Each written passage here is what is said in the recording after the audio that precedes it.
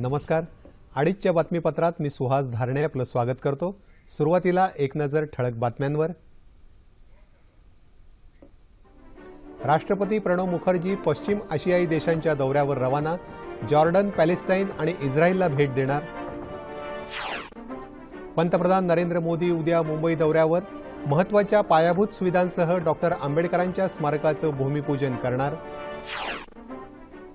केंद्र सरकारनं तातडीनं केलेल्या उपाययोजनांमुळे जीवनावश्यक वस्तूंच्या किमती नियंत्रणात.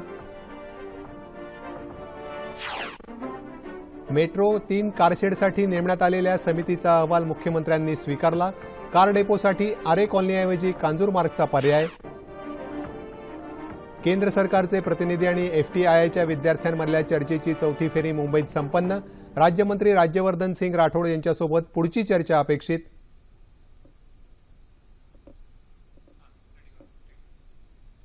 सव्यसाची संगीतकार रवींद्र जैन यांच्या पार्थिवावर आज मुंबईत अंत्यसंस्कार.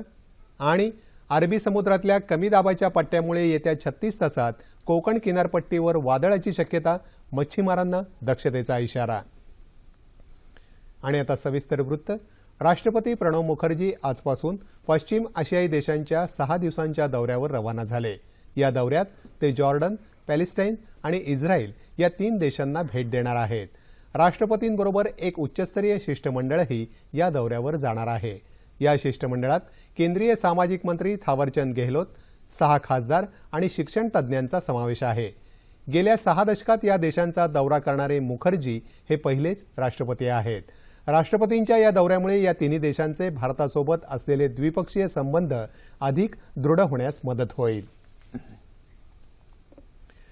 राज्यातील 2 महत्त्वाच्या पायाभूत विकास प्रकल्पांचं भूमिपूजन उद्या पंतप्रधान नरेंद्र मोदी यांच्या हस्ते होत आहे. तसंच वांद्रे कुर्ला संकुल इथं जाहीर सभाही होणार आहे.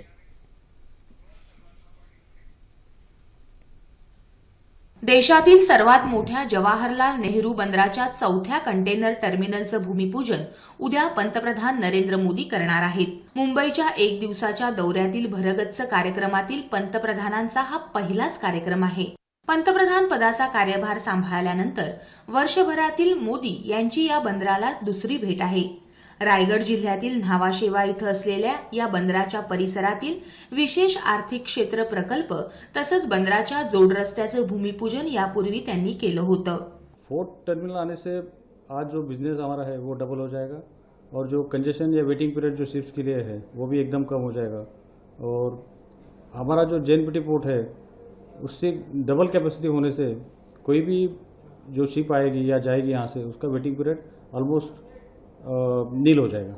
इसमें इसे देखा जाए तो ये पोर्ट सेक्टर में सबसे बड़ा डायरेक्ट इन्वेस्टमेंट है, फॉरेन डायरेक्ट इन्वेस्टमेंट. करीब 8,000 करोड़ रुपए का ये प्रोजेक्ट है और इसमें 2 किलोमीटर की टोटल क्यू लेन जो है वो 2 किलोमीटर की होगी और जो हमारे यहाँ जो कैपेसिटी है हैंडलिंग कैपेसिटी वो दुगना हो जाएगा. नवी मुंबई शहरानजीक असलेल्या या बंदरातील कार्यक्रम आटोपून पंतप्रधान मोदी मुंबईला रवाना होतील.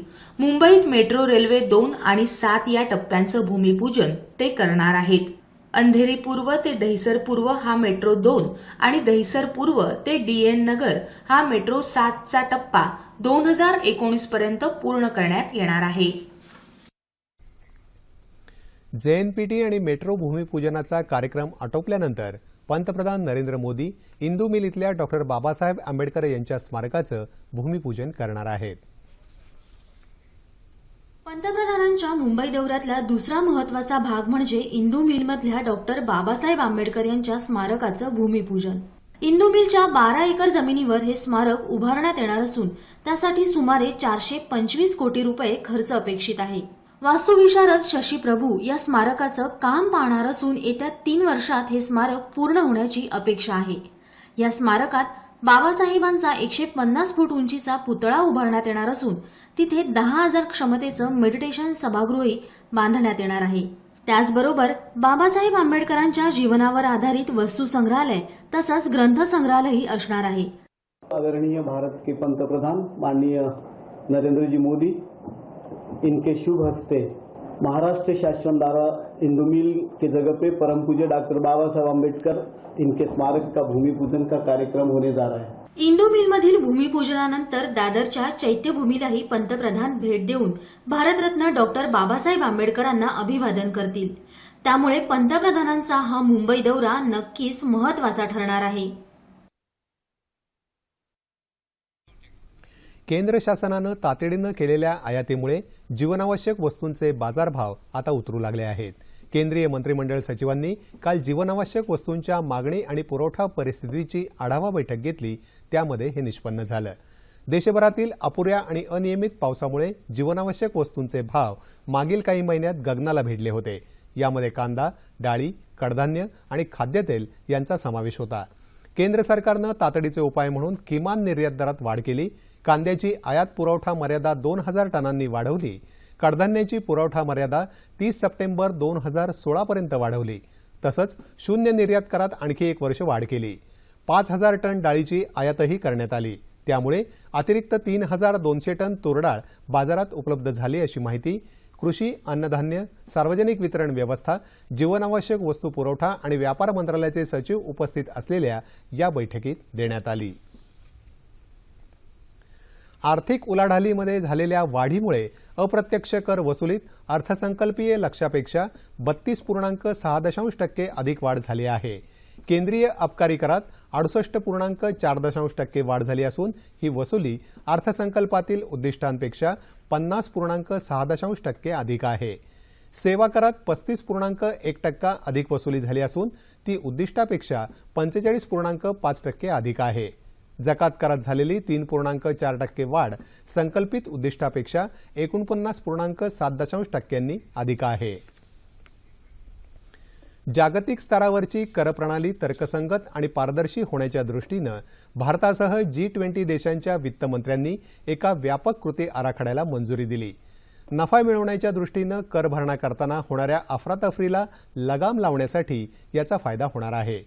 पेरूची राजधानी लिमा इथं झालेल्या G20 देशांच्या वित्तमंत्र्यांच्या बैठकीत हा निर्णय घेण्यात आला। या बैठकीत केंद्रीय वित्तमंत्री अरुण जेटली सहभागी झाले होते। करचोरी आणि काळ्या पैशाला आळा घालण्यासाठी भारत करत असलेल्या प्रयत्नांमुळे यामुळे बळ मिळणार आहे।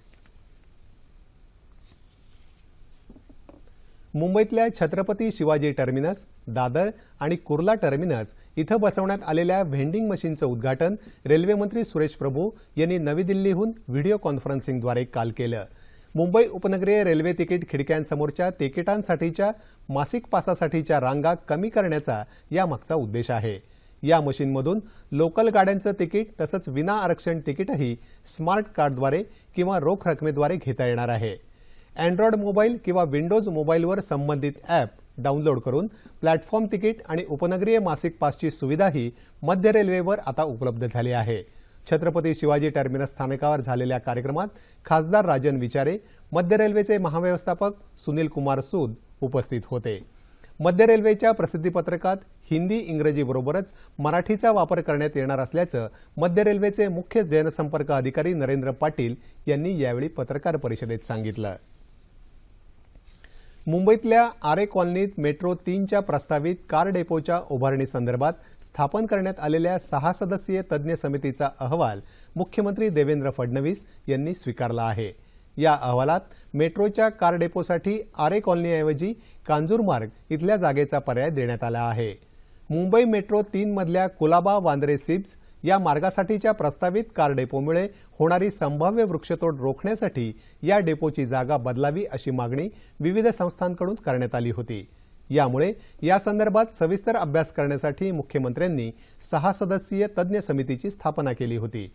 कांजूरमार्ग मार्गिका 3 या टप्प्याचं काम करताना ते कुलाबा सिप्स कॉरिडॉर आणि जोगेश्वरी कांजूरमार्ग कॉरिडॉर यांच्याशी एकीकृत करून तसंच संपूर्ण व्यवस्था एकसंध व्हावी यासाठी त्याची अंमलबजावणी मुंबई मेट्रो रेल कॉर्पोरेशन मार्फत व्हावी असं या समितीनं आपल्या अहवालात म्हटलं आहे।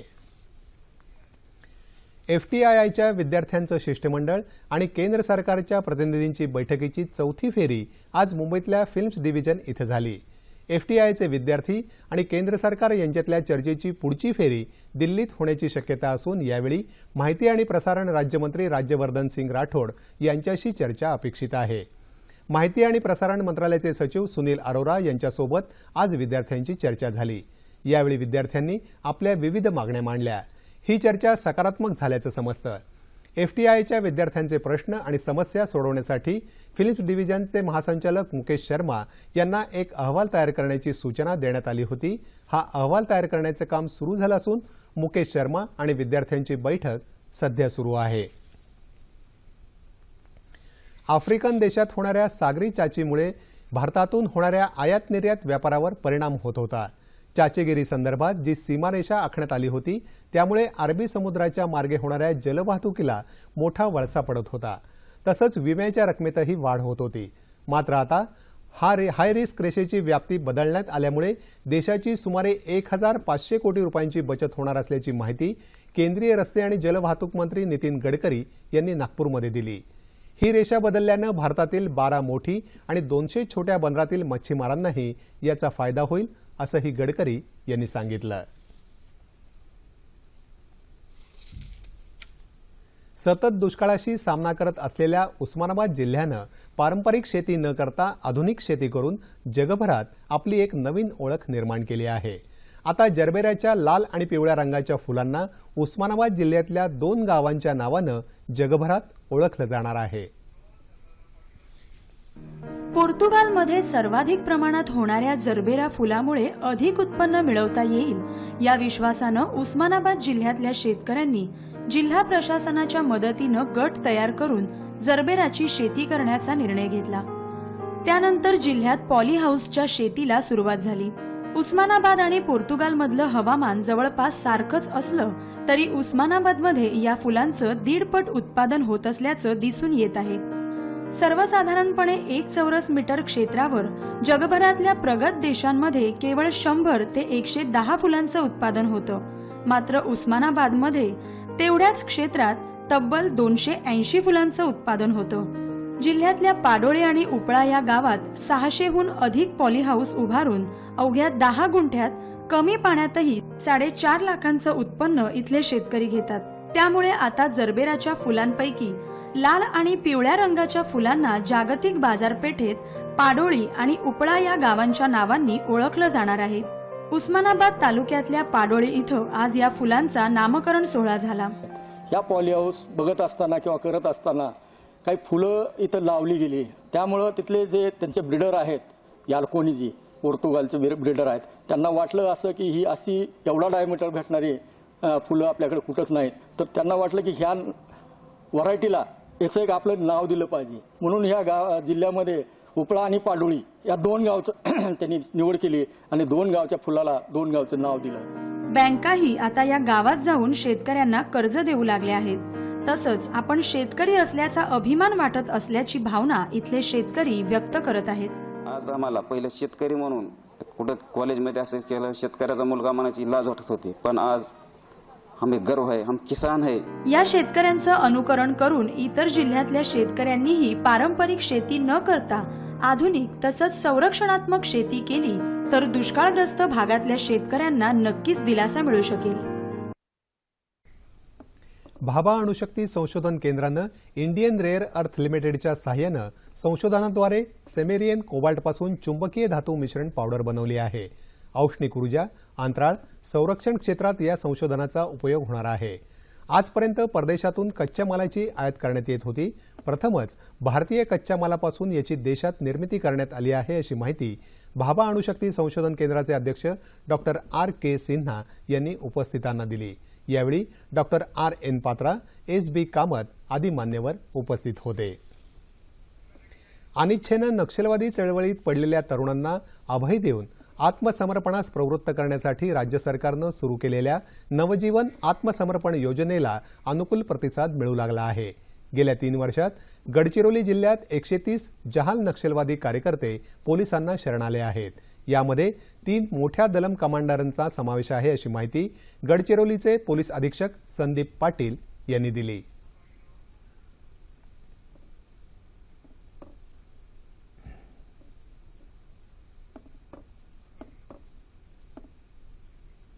2013-14 पासून जे पुन्हा एक जो आत्मसमर्पणाला वेग आलेला आहे, त्यामध्ये मुख्यतः शासनानं सुरू केलेली नवी सुधारित आत्मसमर्पित योजना, ज्यामध्ये त्यांना जास्त बक्षिसाची रक्कम मिळते, जमिनीचा पट्टा मिळतो, परत स्वयंरोजगारासाठी कर्ज मिळतं, मुलाच्या शिक्षणाच्या स्कॉलरशिप मिळते आणि बाकी इतर जे काय शासनाच्या 20 स्कीमचे बेनिफिट्स त्यांना देण्यात येतात.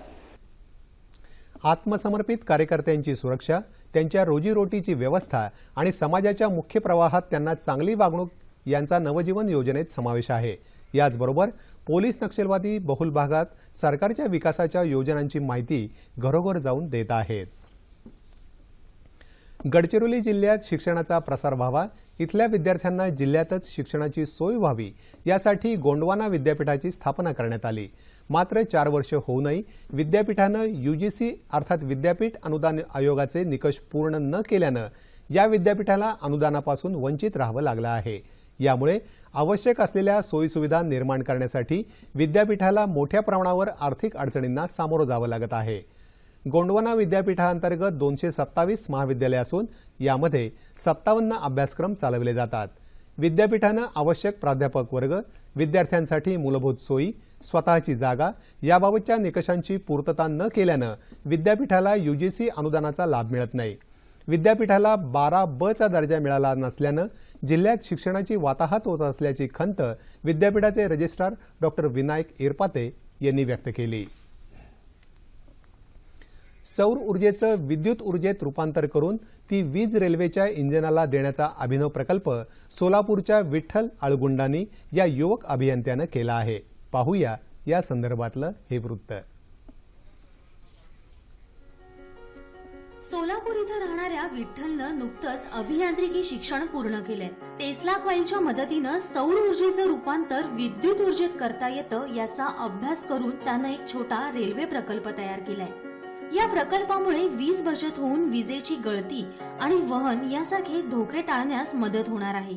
टेस्ला कॉइल हा एक एअर कोर रेझोनंट ट्रान्सफॉर्मर आहे.